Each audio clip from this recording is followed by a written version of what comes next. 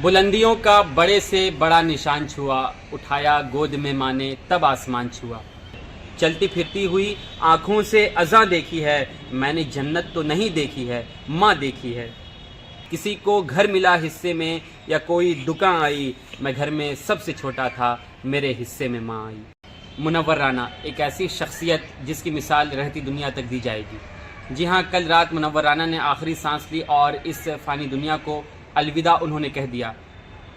अगर मुनव्वर राना के बारे में बात की जाए तो उन्होंने जो अदब को दिया है, जो अशआर उन्होंने कहे हैं, वो हमेशा लोगों की दिलों में ज़िंदा रहेंगी। और आज उनके हवाले से कुछ ऐसे शेर जो काफ़ी ज़्यादा मकबूल रही मैं पढ़ना चाहूँगा कि मुनव्वर माँ के आगे यूँ कभी खुलकर नहीं रोना, मुनव्वर माँ के आगे यूँ कभी खुलकर नहीं रोना, जहाँ बुनियाद हो इतनी नमी अच्छी नहीं होती। हमसे मोहब्बत करने वाले रोते ही रह जाएंगे, हम जो किसी दिन सोए तो फिर सोते ही रह जाएंगे।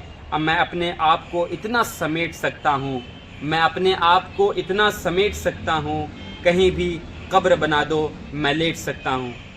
मेरी मुट्ठी से ये बालू सरक जाने को कहती है कि अब यह ज़िंदगी मुझसे भी थक जाने को कहती है।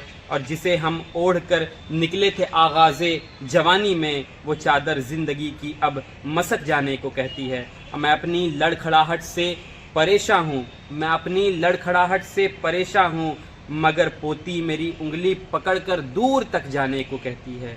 तो ये मुनव्वर राना की शख्सियत थी और उनके कई सारे शेर ऐसे थे जो माँ के हवाले से उन्होंने कहे थे, वो काफ़ी ज़्यादा मकबूल रही। मुनव्वर साहब ने कभी कहा था कि लबों पे उसके कभी बद्दुआ नहीं होती, बस एक माँ है जो मुझसे खफा नहीं होती। और इस तरह मेरे गुनाहों को वो धो देती है, इस तरह मेरे गुनाहों को वो धो देती है। माँ बहुत गुस्से में होती है तो रो देती है। अच्छा, मेरी ख्वाहिश है कि मैं फिर से फ़रिश्ता हो जाऊँ, मेरी ख्वाहिश है कि मैं फिर से फ़रिश्ता हो जाऊँ, माँ से इस तरह लिपट जाऊँ कि बच्चा हो जाऊँ।